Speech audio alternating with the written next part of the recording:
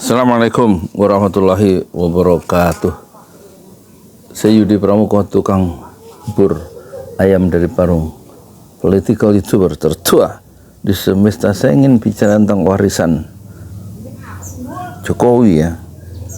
Saya lihat beberapa warisan yang buruk ya dari Jokowi. Tapi saya ingin mengingatkan saya sendiri dulu. Ada surah dari Al-Quran. A'udzubillahi minasyaitonirrajim. Bismillahirrahmanirrahim. Hal ataka haditsul ghasyiyah. Sudahkah sampai kepadamu berita tentang kiamat? Ghasyiyah. Wujuhu yawma idzin khasyi'ah. Banyak wajah pada hari itu yang tertunduk, terhina. Amilatun nasibah, karena mereka bekerja keras, lagi kepayahan. Tasla naron hamiyah, mereka memasuki api yang sangat panas. Tusqa min ainin aniyah, diberi minum mereka itu dari sumber mata air yang sangat panas. Laisa lahum tu'amun illa min dori', tidak ada bagi mereka makanan kecuali makanan dari pohon yang berduri. La yusminu wala yughni min ju', yang makanan itu tidak bikin gemuk dan tidak menghilangkan rasa lapar. Ini cocok untuk para penguasa, apalagi yang sebentar lagi mereka akan mencari posisi politik sebagai kepala daerah di ratusan kabupaten kota ya, di Indonesia. Kita sekarang belajar dari sejarah. Apa warisan terbesar yang buruk dari Jokowi adalah pengkhianatan.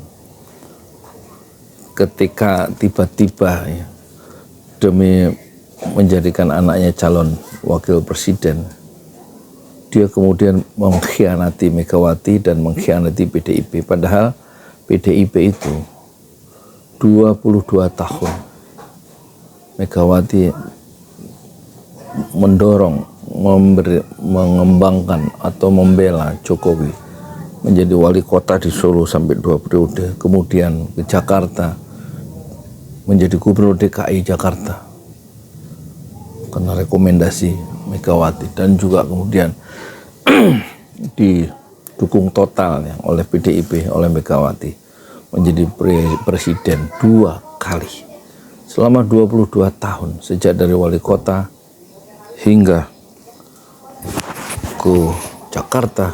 Jasa Megawati, jasa PDIP itu tidak bisa dihilangkan dalam sejarah politik Indonesia modern. Bagaimana seorang eksportir mebel itu kemudian menapaki karir menjadi presiden, dan tiba-tiba saja di luar dugaan Megawati sendiri yang tentu dia terluka, tiba-tiba Jokowi sebagai kader PDIP tidak mendukung Ganjar yang dijagokan oleh PDIP untuk menjadi presiden menggantikan Jokowi, tapi justru dia seperti peribahasa menggunting dalam lipatan ya, menusuk kawan seiring, menggunting dalam lipatan. Jokowi kemudian justru membela Prabowo, lawan dari Ganjar. Satu sikap manuver yang membingungkan dan membuat gempa politik di Indonesia, bahwa kesetiaan, support itu dibalas oleh sebuah pengkhianatan demi membela anak, yaitu Gibran Raka Buming Raka. Tentu kader-kader dari PDIP juga bingung, sebagaimana disampaikan ke Pandan Nababan. Ini wawancara Pandan Nababan diwawancarai oleh Wahyu ya, mantan wartawan Tempo ya.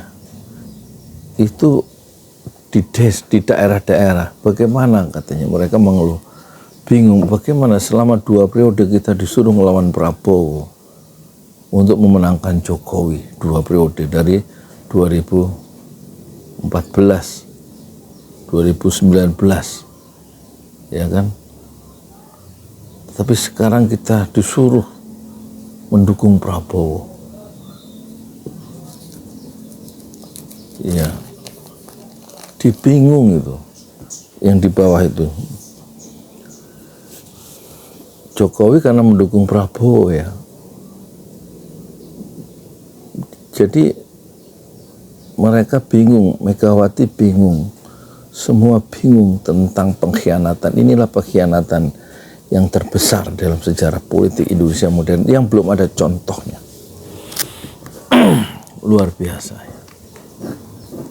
Warisan buruk dari Jokowi tentang pengkhianatan yang ditampilkan secara hampir sempurna hanya untuk membangun dan membela sebuah keluarga bagi penguatan dinasti politik. Itu yang pertama. Yang kedua, warisan Jokowi yang hebat menurut Luhut adalah nikel, hilirisasi, terutama hilirisasi nikel. Dan itu mudah dipatahkan ya. Hasilnya 90% bahan setengah jadi nikel itu diekspor ke Cina, kata Faisal Basri. Dan itu berarti proyek hilirisasi dengan smelter-smelternya itu menghidupkan industrialisasi Cina. Sementara nikel sendiri di Indonesia habis gara-gara warisan Jokowi yang katanya hebat menurut Luhut itu, yaitu hilirisasi nikel. Karena menurut Faisal Basri, nikel kita, nikel Indonesia, cadangannya itu sama dengan cadangan nikel yang dimiliki oleh Australia, yaitu 21 juta ton. Dan perusahaan-perusahaan Cina yang banyak itu, sekitar 15.982, hampir 16.000 perusahaan proyek Cina di Indonesia. Salah satunya nikel itu proyek Cina yang mengeduk nikel. 1 tahun mereka berhasil mengeluarkan nikel dan memproses nikel 1,6 juta ton nikel. Dan berarti 21,5 juta dibagi 1,6 juta, dalam 13 tahun nikel Indonesia itu habis untuk kepentingan Cina atas nama proyek strategis nasional hilirisasi nikel. Apakah itu warisan yang hebat dari Jokowi dengan melenyapkan ya cadangan sumber daya alam Indonesia yang penting nikel hanya dalam 13 tahun habis untuk kemakmuran Cina. Ini warisan yang kedua ya. Warisan yang ketiga, tentu warisan yang buruk yang saya maksud adalah terjadinya pembunuhan ya. Di kilometer 56 orang dibunuh di zaman rejim Jokowi tanggal 7 Desember 2020. Hilang begitu saja, nggak ada pertanggungjawaban. Yang membunuh katanya cuma 2 orang polisi, 1 polisi mati yang Polda Metro Jaya, dan kemudian mereka divonis lepas. Artinya vonis lepas, mereka 2 polisi itu dinyatakan bersalah tapi tidak bisa dipenjara dan harus dilepaskan demi hukum karena mereka katanya membela diri. Tapi membela diri 6 nyawa dari Laskar Front Pembela Islam itu mati dan mereka menjadi syuhada. Apakah itu adil? Kebebasan bersuara itu ditindas dengan mencabut nyawa, dan mencabut nyawa ormas yaitu Front Pembela Islam dan HTI, 2 organisasi Islam yang mencetak orang-orang soleh supaya dekat dengan Al-Quran, supaya dekat dengan Allah, dibubarkan ya, karena pendekatan yang sifatnya politis ya. Jadi kebebasan untuk berserikat itu tidak dihargai. Itulah warisan buruk dari Jokowi. Kebebasan menyatakan pendapat itu dibungkam dengan membunuh organisasinya dan memenjarakan tokoh-tokohnya. Banyak tokoh-tokoh yang dipenjara. Syah Ganda Nainggolan, Jumhur Hidayat, Ruslan Buton, siapa lagi ya, Anton Permana. Dan pembunuhan itu juga terjadi saat demonstrasi di Bawaslu tanggal 19 Mei 2019 dalam konteks politik men-challenge. Jadi pembunuhan, pembungkaman suara yang berbeda terhadap kekuasaan itu dihadapi dengan cara yang brutal. Itu yang ketiga. Yang berikutnya, warisan apalagi yang diwariskan oleh Jokowi? Tentu pengangguran banyak. Rasakanlah sekarang pengangguran 7 juta, ada yang bilang 10 juta, ada yang bilang 60 juta ya pengangguran itu. Tapi tampak kehidupan makin sulit. Kalau ukurannya dolar, sudah dolar itu 16.500. Yang dulu katanya akan mau diturunkan di bawah 10.000. Di ujung kekuasaan Jokowi, ekonomi memburuk. Dan tampaknya Jokowi berada di ujung tanduk karena lawan-lawan politiknya sudah mengincar ketika sirkulasi kekuasaan berakhir pada tanggal 20 Oktober 2024.